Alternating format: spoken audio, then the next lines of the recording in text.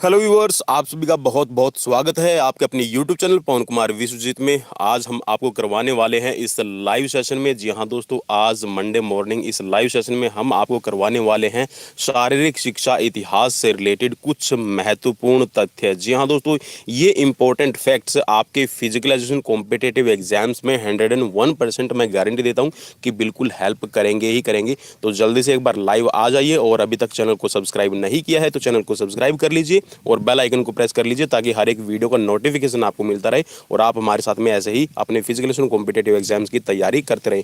क्योंकि हर रोज हम यहाँ पर आपकी फिजिकल कॉम्पिटेटिव एग्जाम्स की तैयारी के लिए लाइव सेशन लेकर हाजिर होते हैं, और आप सभी की डिमांड पर ये जो शारीरिक शिक्षा के इतिहास से रिलेटेड कुछ इंपॉर्टेंट फैक्ट्स है वो मैं लेकर हाजिर हो गया हूँ। तो चलिए सबसे पहला फैक्ट देख लेते हैं। वैदिक काल में योग की उत्पत्ति हुई है और प्राणायाम को धार्मिक क्रियाओं में अपनाया जाने लगा है। तो आपसे अगर क्वेश्चन में ये पूछ लिया जाए कि किस काल में योग की उत्पत्ति हुई है, तो दोस्तों आप यहाँ पर बिल्कुल इजीली बता सकते हैं कि वैदिक काल में योग की उत्पत्ति हुई है और प्राणायाम को धार्मिक क्रियाओं में अपनाया गया था। नेक्स्ट फैक्ट है आपके लिए, सूर्य नमस्कार वैदिक काल में व्यायाम प्रणाली का अभिन्न अंग था। जी हाँ दोस्तों, जो आज हम सूर्य नमस्कार करते हैं, सन सैल्यूटेशन करते हैं, तो दोस्तों इसके जो 12 चक्र हैं आपको याद भी रखना है कि सूर्य नमस्कार में 12 राउंड होते हैं, 12 अलग अलग पोस्चर होते हैं जिसको सूर्य नमस्कार करने के लिए प्रयोग किया जाता है। तो ये आपकी व्यायाम प्रणाली, जी हाँ, एक्सरसाइज का जो सिस्टम होता था, जो मेथड होता था, अगर हम भारत की बात करें तो यहाँ पर बहुत ज़्यादा इंपॉर्टेंट था। नेक्स्ट है आपके लिए, रामायण तथा महाभारत काल में भालाक्षेपण मीन्स जो भाला प्रतियोगिता होती है, और खड़क हंत का मतलब है दोस्तों यहाँ पर जो तलवारबाजी आपकी की जाती है, और मल्ल युद्ध, ठीक है, जो आज आपके नए कॉम्बेट जिसको हम कहते हैं कि कॉम्बेट गेम, तो ठीक है, यहाँ पर जो मल्ल युद्ध है वो भी किए जाते थे, द्वंद्व युद्ध किया जाता था, तीरंदाजी, आर्चरी और रथ दौड़ की प्रतियोगिताएं और जो क्रियाएं हैं वो प्रचलित रहती थी। कंपटीशन पहले भी था दोस्तों, आज भी कंपटीशन है। हम ये नहीं कह सकते कि जो वैदिक काल है, उत्तर वैदिक काल है, या फिर जो पौराणिक काल है उसमें आपकी प्रतियोगिताएं नहीं होती थी। देखिए, प्रतियोगिताएं हर जगह पे होती थी। अगर आपने महाभारत में भी देखा हो, जब दुर्योधन और भीम जब गुरु द्रोणाचार्य के पास में ट्रेनिंग ले रहे थे, तो सबसे अच्छा और सबसे अच्छा निपुण योद्धा कौन है, सबसे निपुण गदाधारी कौन है, और ठीक ऐसे ही अर्जुन और बाकी जो पांडव थे, कौरव थे, उनके अंदर भी कंपटीशन हुआ था कि सबसे अच्छा आर्चर, आप ये कह सकते हैं कि जो धनुषधारी है और गदाधारी, ठीक है, इनको पहचानने के लिए भी कंपटीशन करवाए जाते थे। नेक्स्ट क्वेश्चन है, नेक्स्ट क्वेश्चन नहीं, यहाँ परफेक्ट रहेगा। 300 ईस्वी में नालंदा प्रसिद्ध प्रशिक्षण केंद्र था। जी हाँ दोस्तों, आपसे क्वेश्चन बन सकता है कि नालंदा जो आपका विश्वविद्यालय कहा जाता था, किस के लिए ज्यादा प्रसिद्ध था और किस काल में, ठीक है, तो आप बता सकते हैं कि सन 300 ईस्वी में नालंदा है बहुत प्रसिद्ध था, और नालंदा विश्वविद्यालय दोस्तों उस टाइम पर तीरंदाजी के लिए, ठीक है, आर्चरी की ट्रेनिंग के लिए बहुत अच्छी तरह से उसको जाना जाता था, प्रसिद्ध था। नेक्स्ट फैक्ट की तरफ बढ़ते हैं। नेक्स्ट फैक्ट है आपका राजपूत काल से, और राजपूत काल में भी दोस्तों यहाँ पर अगर हम शारीरिक शिक्षा की बात करें तो यहाँ पर राजपूत काल में बच्चों को कटार खड़ग के चलाने का पाठ पढ़ाया जाता था। मीन्स तलवारबाजी, कटार कैसे चलानी है, इनको भी बच्चों की जो शिक्षा थी उसमें शामिल किया गया था। मुस्लिम काल में चौगान एक प्रचलित खेल था, ठीक है दोस्तों, और जो एक चौगान खेलते वक्त एक राजा की भी मृत्यु हुई थी। तो मुस्लिम काल में हम कह सकते हैं कि मुगल काल में चौगान जो गेम है वो काफी प्रचलित था। और यहाँ पर नेक्स्ट है, मुस्लिम काल में मुक्केबाजी को राजकीय संरक्षण भी मिला हुआ था। जी हाँ, मुगल काल में बॉक्सिंग जो है उसको राजकीय संरक्षण प्राप्त था। और दोस्तों मैं एक और बात बताना चाहूँगा, देखिए जैसे हमने महाभारत को भी देखा है, जब कौरव और पांडव जब चेस खेल रहे तो चौपड़ जिसको हम उस टाइम पे जानते हैं, तो चौपड़ में शतरंज आप उसको कह सकते हैं, तो उसमें जो चौपड़ खेली जा रही थी उसमें आपने देखा भी था कि वहाँ पर जो गेम है वो अपने मनोरंजन के लिए पहले भी करवाए जाते थे और आज भी करवाए जाते हैं, ठीक है। चलिए नेक्स्ट है यहाँ पे आपका, और देखिए चौपड़ से रिलेटेड यहाँ पर फैक्ट भी इसमें बताया गया है। शतरंज, चौपड़ तथा पच्चीसी मुगल काल के मुख्य खेल थे। जी हाँ दोस्तों, मुगल काल में ये गेम्स बहुत ज़्यादा खेले जाते थे और इसके साथ में जो मुर्गों की लड़ाई है, ठीक है, कबूतरों की लड़ाई है या फिर कबूतरबाजी है, आप ये कह सकते हैं कि जो शिकार करने की प्रतियोगिताएं हैं वो भी आयोजित की जाती थी। नेक्स्ट है यहाँ पे, ब्रिटिश काल में 1882 ईस्वी में भारतीय शिक्षा आयोग ने शारीरिक शिक्षा को मान्यता दी थी। जी हाँ दोस्तों, शारीरिक शिक्षा को मान्यता मिल चुकी थी, लेकिन अगर हम ये कहें कि शारीरिक शिक्षा के क्षेत्र में जो अध्ययन काल है, अध्ययन काल का मतलब है कि जो टीचिंग प्रोफेशन से रिलेटेड कोर्सेज हैं उनकी शुरुआत 1920 में हुई है। चलिए नेक्स्ट फैक्ट देख लेते हैं। नेक्स्ट फैक्ट है ड्यूरंड कप। जी हाँ दोस्तों, ड्यूरंड कप फुटबॉल प्रतियोगिता की शुरुआत अंग्रेजों के काल में ही हुई थी 1888 ईस्वी में, ठीक है। और नेक्स्ट फैक्ट है हनुमान व्यायाम प्रसारक मंडल से रिलेटेड। जी हाँ दोस्तों, मैंने आपको कल भी बताया था कि 1914 ईस्वी में हनुमान व्यायाम प्रसारक मंडल की जो स्थापना है अमरावती में अंबादास कृष्णा वैद्य तथा अनंत कृष्णा वैद्य ने की थी। जी हाँ दोस्तों, आपसे क्वेश्चन में ये पूछा जा सकता है कि किन्होंने 1914 में हनुमान व्यायाम प्रसारक मंडल की स्थापना की थी अमरावती में, तो आप उसमें बता सकते हैं कि दो वैद्य भाई जिनके नाम है अंबादास कृष्णा वैद्य और अनंत कृष्णा वैद्य, ठीक है, इन्होंने ही हनुमान व्यायाम प्रसारक मंडल की स्थापना की थी। नेक्स्ट फैक्ट है आपके लिए, यंग मैन क्रिश्चियन एसोसिएशन पहली संस्था थी जिसके सौजन्य से शारीरिक क्षेत्र में वैज्ञानिक रूप से प्रशिक्षित अध्यापक मिलने लगे। जी हाँ दोस्तों, यंग मैन क्रिश्चियन एसोसिएशन का मतलब है YMCA। जी हाँ दोस्तों, YMCA की जो स्थापना है 1920 में चेन्नई के अंदर की गई थी, जिसको हम पहले मद्रास के नाम से जानते थे। काफ़ी इंपॉर्टेंट फैक्ट रहेंगे दोस्तों आप सबके लिए, तो एक बार शेयर भी जरूर करते रहिएगा साथ के साथ में। चलिए नेक्स्ट फैक्ट देख लेते हैं, भारतीय प्रथम ओलंपिक संघ। जी हाँ दोस्तों, भारतीय ओलंपिक संघ की जो स्थापना थी 1927 में की गई है और इसके जो प्रथम अध्यक्ष थे वो थे सर दोराबजी जमशेदजी टाटा, ठीक है। चलिए नेक्स्ट फैक्ट देख लेते हैं। नेक्स्ट फैक्ट में आपको बताया गया है वर्ष 1928 के एम्स्टर्डम ओलंपिक में भारतीय हॉकी टीम ने स्वर्ण पदक जीता था। जी हाँ दोस्तों, भारतीय हॉकी जो टीम है वो पहली बार 1928 के एम्स्टर्डम ओलंपिक में पार्टिसिपेट किया और 1928 के एम्स्टर्डम ओलंपिक में ही भारत ने पहले ही अपने ओलंपिक में स्वर्ण पदक जीत लिया था। नेक्स्ट है वर्ष 1951 में प्रथम एशियाई खेल का आयोजन नई दिल्ली में हुआ। जी हाँ दोस्तों, आप सब जानते हैं कि जो पहले आपके एशियाई खेल हैं जिनको शुरू करने का श्रेय जाता है GD सोंधी को। जी हाँ दोस्तों, प्रोफेसर GD सोंधी जिन्होंने एक परिकल्पना की थी, इमेजिन किया था कि एक ऐसा इवेंट और एक ऐसी मूवमेंट चलाई जा सकती है जिससे जो एशिया महाद्वीप के जितने भी देश हैं उनके बीच में कंपटीशन करवाया जाए और इनको कंपटीशन प्रोवाइड करवाए जाए। नेक्स्ट फैक्ट है वर्ष 1954 में अखिल भारतीय खेल सलाहकार समिति। जी हाँ दोस्तों, अखिल भारतीय खेल सलाहकार समिति 1954 में स्थापित की गई थी और इसको स्थापित करने का श्रेय आप अगर ये कहें कि जो अध्यक्षता की गई है, श्रेय भी आप इसको कह सकते हैं, तो ये जाता है मौलाना अबुल कलाम आज़ाद को। जी हाँ दोस्तों, मौलाना अबुल कलाम आज़ाद की अध्यक्षता में ये 1954 में आपकी स्थापित की गई थी। नेक्स्ट फैक्ट है 1955 में राष्ट्रीय खेलों की शुरुआत की गई है। जी हाँ दोस्तों, नेशनल गेम्स है वो आपके 1955 में ही आपके शुरू किए गए थे। नेक्स्ट फैक्ट है आपके लिए और ये काफ़ी इंपॉर्टेंट रहेगा, वर्ष 2002 में मेजर ध्यानचंद पुरस्कार की शुरुआत की गई है और मेजर ध्यानचंद पुरस्कार की शुरुआत दोस्तों इस उद्देश्य से की गई कि जो खिलाड़ी हैं उनको ज़्यादा से ज़्यादा इम्पोर्टेंस दी जाए और खिलाड़ियों के मनोबल को भी बढ़ाया जाए। जर्मनी में शारीरिक शिक्षा के क्षेत्र में मुख्यतः 4 विद्वानों ने योगदान दिया है, ठीक है। तो चलिए अब वो विद्वान कौन कौन से हैं जो जर्मनी के अंदर शारीरिक शिक्षा को बढ़ाने में, आप ये कह सकते हैं कि उनका प्रचार प्रसार करने में इनका महत्वपूर्ण योगदान रहा। तो चलिए इनके नाम कुछ इस प्रकार हैं। पहले है आपके जॉन बर्नार्ड बेसडो, ठीक है, और नेक्स्ट है जॉन क्रिस्टोफर फ्रेडरिक गटमट्स, ठीक है, जिसको हम गट्समट्स के नाम से जानते हैं। नेक्स्ट फैक्ट है नेक्स्ट फैक्ट नहीं, यहाँ पर नाम है विद्वान का फ्रेडरिक लुडविक जॉन, ठीक है, और लास्ट में है आपके एडोल्फ स्पीज, ठीक है, एडोल्फ स्पीज। तो ये 4 विद्वान थे जिन्होंने जर्मनी के अंदर जो शारीरिक शिक्षा है उसको चरम सीमा पर पहुंचाने का काम किया। चलिए नेक्स्ट फैक्ट भी देख लेते हैं। जॉन बर्नार्ड बेसडो को जर्मनी में आधुनिक शारीरिक शिक्षा का पितामह कहा जाता है। जी हाँ दोस्तों, father of modern physical education in Germany called John Bernard Basedow. चलिए नेक्स्ट फैक्ट देख लेते हैं। नेक्स्ट फैक्ट भी काफ़ी इंपॉर्टेंट रहेगा आप सब के लिए।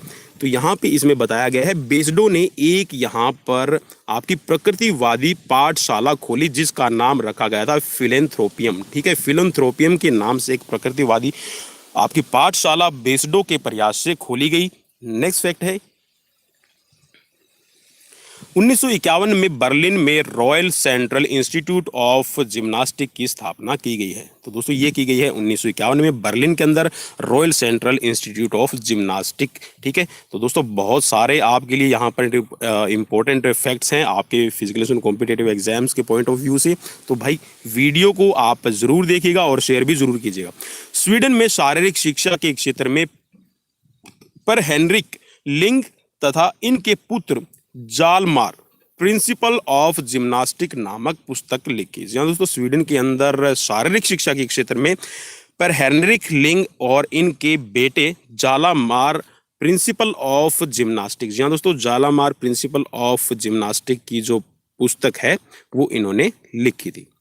नेक्स्ट फैक्ट है, और नेक्स्ट फैक्ट भी आपके लिए काफ़ी इंपॉर्टेंट रहेंगे। और टोटल दोस्तों आपको मैं आपकी जानकारी के लिए बता दूं कि यहाँ पर ये 50 फैक्ट्स हैं। जी हाँ दोस्तों, 50 आपको लगातार मैं ये फैक्ट्स करवा रहा हूँ अभी। ठीक है, तो इसमें बताया गया है वर्ष 1939 में स्कॉट होम के पर हेनरिक लिंग की वर्षगांठ बनाई गई जिसमें लिंगयार्ड नाम दिया गया। जी हाँ दोस्तों, 1939 में स्कॉट होम के अंदर ठीक है लिंग की वर्षगांठ बनाई गई थी जिसमें लिंगयार्ड इनको नाम दिया गया था। नेक्स्ट फैक्ट है होमर को देश का गुरु। जी हाँ दोस्तों, होमर को देश का गुरु एजुकेटर ऑफ ग्रीस माना जाता है। नेक्स्ट फैक्ट रहेगा होमर काल में शिक्षा का लक्ष्य मैन ऑफ एक्शन तथा मैन ऑफ विजडम था। जी हाँ दोस्तों, आपसे पूछा जा सकता है कि होमर काल में जो शिक्षा थी उसका मेन एम क्या था, तो आप बता सकते हैं मैन ऑफ एक्शन और मैन ऑफ विजडम ये होमर काल में शिक्षा का लक्ष्य रहा है। चलिए नेक्स्ट फैक्ट देख लेते हैं।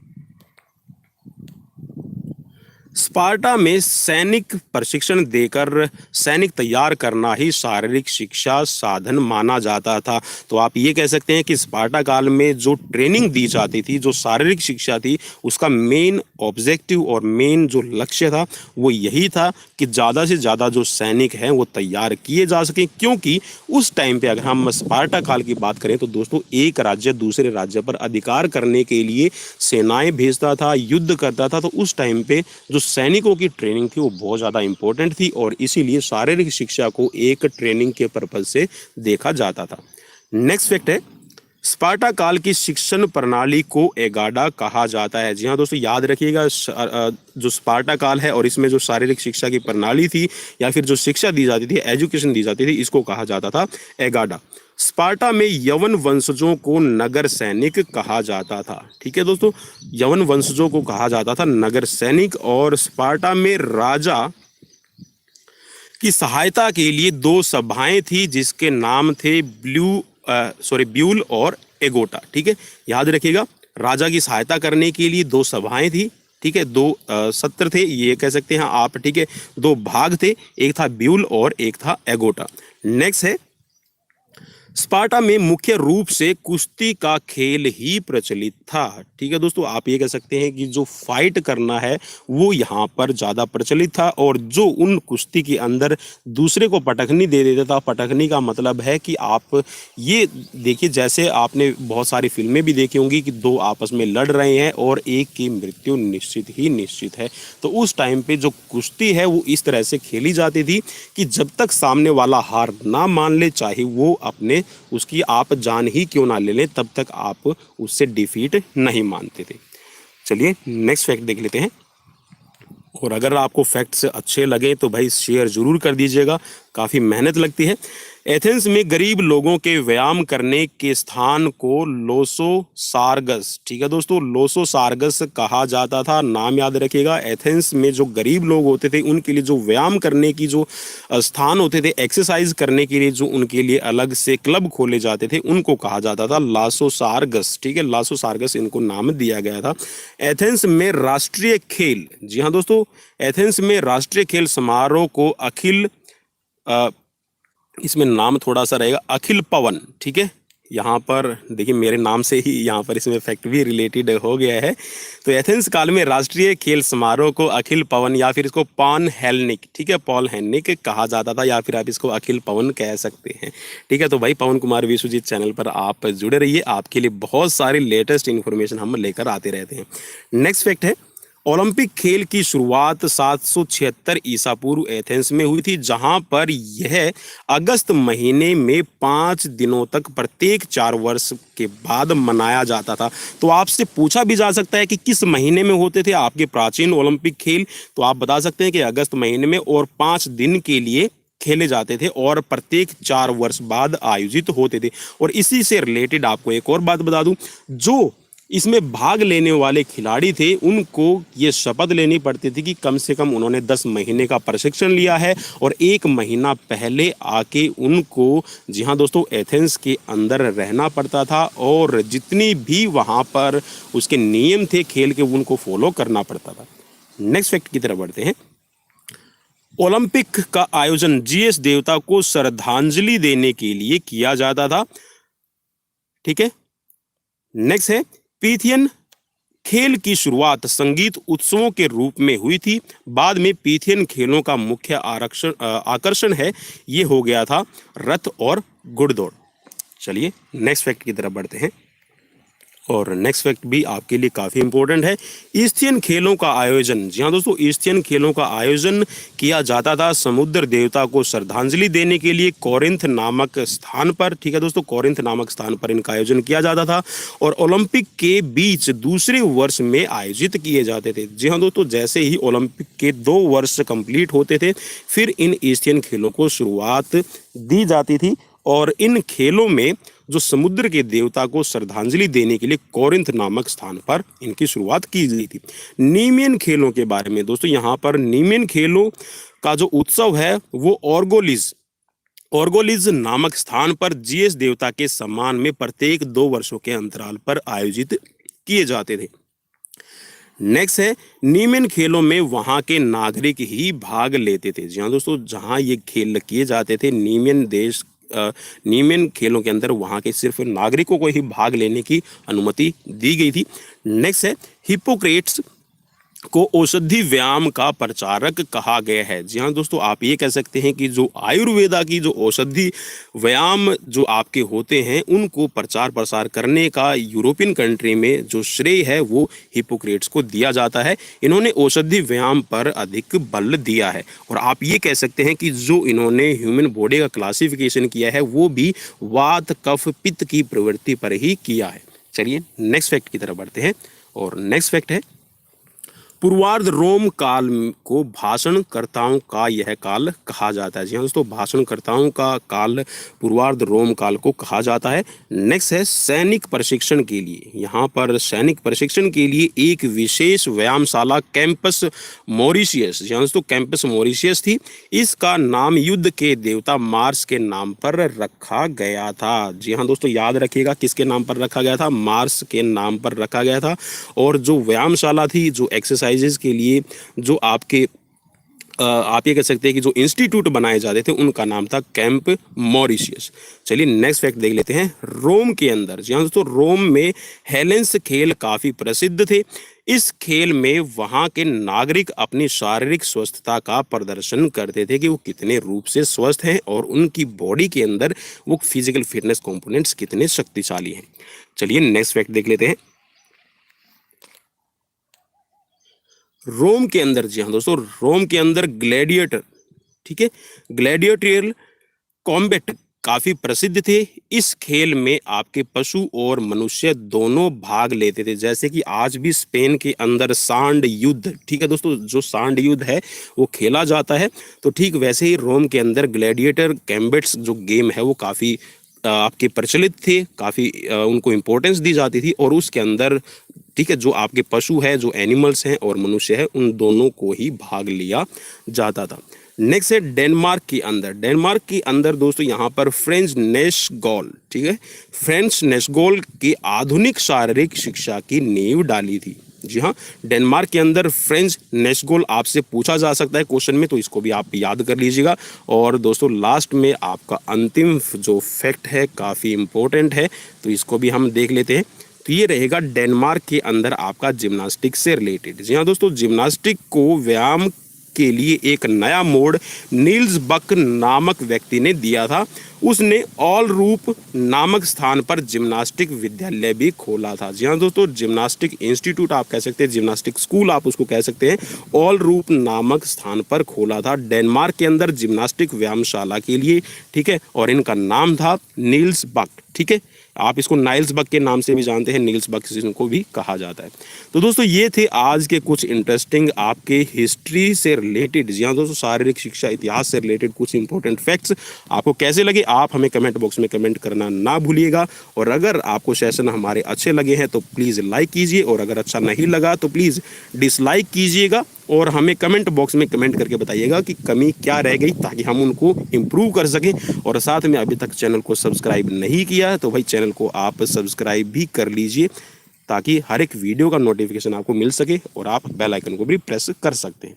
तो ये थे आज के कुछ इंटरेस्टिंग फैक्ट। अपने दोस्त पवन कुमार विश्वजीत को दीजिए इजाज़त। नमस्कार, बाय बाय, टेक केयर।